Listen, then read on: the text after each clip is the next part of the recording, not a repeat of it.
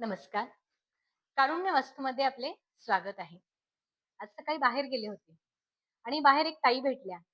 त्या म्हणाल्या, "उद्यापासून शारदीय नवरात्र सुरू होत आहे. 9 रंगांच्या साड्यांची चर्चा आपण दरवर्षीच ऐकत असतो. परंतु माझ्याकडे 9 रंगाच्या साड्या एवढ्या नाहीयेत आणि मी त्या विकतही घेऊ शकत नाही. तर मग जर मी ह्या साड्या परिधान केल्या नाही, जो रंग सांगितलेला आहे त्या रंगाची साडी जर मी परिधान केली नाही, तर माझ्यावरती काही देवीचा कोप होईल का?" तर असं नक्कीच नाहीये.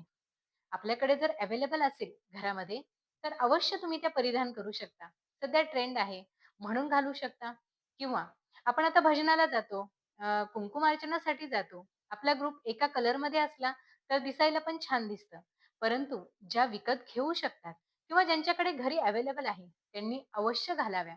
पण ज्यांची परिस्थिती नाहीये, ज्या कोणी विकत घेऊ शकत नाही, तर त्यांनी सुद्धा खंत बाळगण्याची गरज नाहीये किंवा मनाला वाटून सुद्धा घेऊ नये. असं कुठेही शास्त्रात सांगितलेलं नाही आहे, की त्या दिवशी त्या कलरचीच साडी परिधान करावी, असं काही नाहीये. आपण दुसरी पण साडी अवश्य परिधान करू शकतो.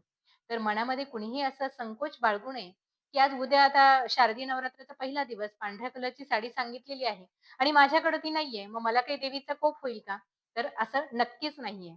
मनामध्ये कुठलीही शंका न घेता बिनधास्त आपल्याकडे ज्या कलरच्या साड्या असतील, त्या कलरच्या साड्या परिधान कराव्या आणि नवरात्रामध्ये देवीची भक्तिभावाने आराधना करावी. एवढुशा नामदेवांनी भक्तीने विठोबाला जीव घातले होते. आपल्या पांडुरंगाला जीव घातले होते. फक्त त्यांची मनापासून असलेली भक्तीमुळेच. जशी नामदेवांनी भक्तीने पांडुरंगाला जीव घातले, अगदी तसेच आपणही मनापासून देवीची आराधना करावी, भक्ती करावी. म्हणजे देवीचा आशीर्वाद आपल्याला सदैव राहील आणि देवी आपली मनोकामना निश्चितच पूर्ण करेल.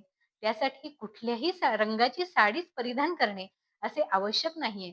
आपल्याकडे जी साडी आहे, अवश्य ती साडी नेसा आणि मनोभावे सेवा करा. धन्यवाद.